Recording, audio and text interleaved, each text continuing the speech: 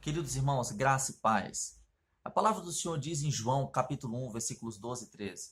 Portanto, todos aqueles quantos o receberam, deu-lhes o poder de serem transformados em filhos de Deus, a saber, aqueles que creram no seu nome, os quais não nasceram da vontade do sangue, nem da carne, nem da vontade do homem, mas da vontade de Deus. Esse texto vai de encontro a uma das maiores mentiras que é pregada por aí afora, de que todos são filhos de Deus. Isso não é verdade. Todos são criaturas de Deus. Filhos, somente aqueles que aceitaram e reconheceram o Senhor Jesus Cristo como seu Senhor e Salvador. Porque ser filhos traz consigo algumas características. Ser filho significa ter acesso ao Pai. Ser filho significa ter intimidade com o Pai. E ser filho significa ter parte na herança do Pai. Só tem parte na herança os filhos, e a nossa herança é o céu. Enquanto nós somos chamados filhos de Deus, significa que nós temos parte na herança de Deus. Talvez você em algum momento da sua vida já tenha pensado que, poxa, os tempos de outrora foram melhores que os tempos de agora. Como teria sido bom viver na época de Isaías e ter ouvido o profeta Isaías profetizar sobre o Senhor. Como teria sido bom viver na época de Elias ou de Eliseu e ter visto o poder de Deus se manifestando de forma tão forte. Só que a palavra do Senhor diz em Eclesiastes capítulo 7, versículo 10, que esse tipo de pensamento não é um pensamento sábio. Diz que não é bom que nós venhamos a dizer que os tempos de outrora eram melhores do que os tempos de agora. Isso não é sábio. E eu estou falando isso, queridos, porque a época do Antigo Testamento, o Espírito Santo de Deus agia de forma pontual. Ele não habitava de forma permanente como habita no nosso tempo, em nós, aqueles que são filhos de Deus. O Espírito Santo vinha de forma pontual, agia e voltava. Porque como templos do Espírito Santo, isso só foi possível a partir da morte e ressurreição do Senhor Jesus. O Senhor Jesus diz em João que necessário é que eu suba para que envie o Espírito Santo, o Consolador. Então nós vivemos em uma época em que nós somos templos do Espírito Santo. Nós somos cheios do Espírito Santo. E isso é extraordinário. Por quê? Porque você passa a ser selado pelo Espírito, você tem um selo, uma identidade, uma marca no mundo espiritual. E é sobre isso que eu quero falar com você. Onde você tem travado as suas batalhas? Nós temos a tendência, irmãos, de travar as nossas batalhas neste ambiente do mundo material. Por quê? Porque é um ambiente que às vezes nós achamos que temos poder, mas nós não temos. Porque nessa terra nós temos sim uma natureza pecaminosa. Nós somos pecadores e carentes da graça de Deus.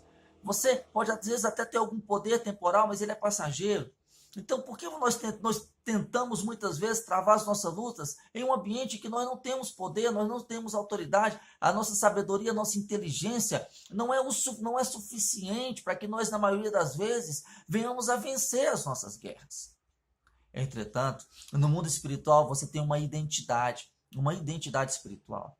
No mundo espiritual você é príncipe, no mundo espiritual você é princesa, você é reconhecido como filho de Deus, porque você é selado pelo Espírito Santo. Você é reconhecido como filho do Deus Todo-Poderoso. Você é reconhecido como aquele que tem toda a autoridade, o filho daquele que tem toda a autoridade, que tem todo o poder. Transporte as suas lutas para o mundo espiritual, porque lá é um ambiente que você já foi declarado vencedor.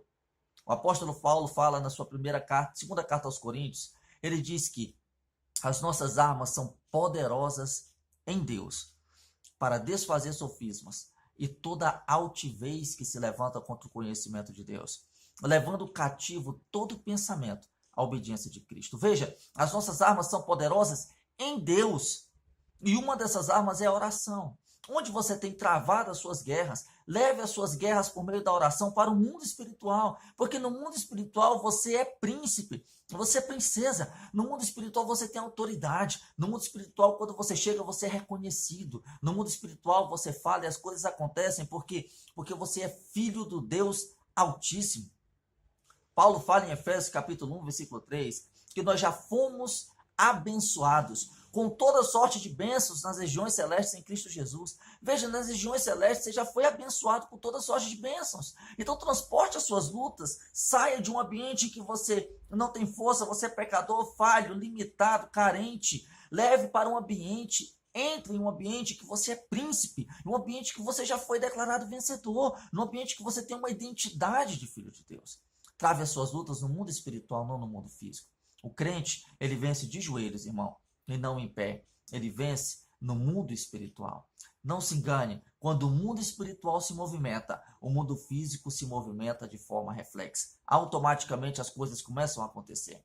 Então, a palavra que eu quero deixar para você é: não tente vencer as suas lutas pela força do seu próprio braço. Vença e transporte as suas guerras para um ambiente em que você é reconhecido como príncipe, você é reconhecido como princesa, em um ambiente que você já foi declarado vencedor, em um ambiente que você é reconhecido como filho de Deus. Que Deus te abençoe de forma poderosa, em nome de Cristo Jesus. Amém e amém.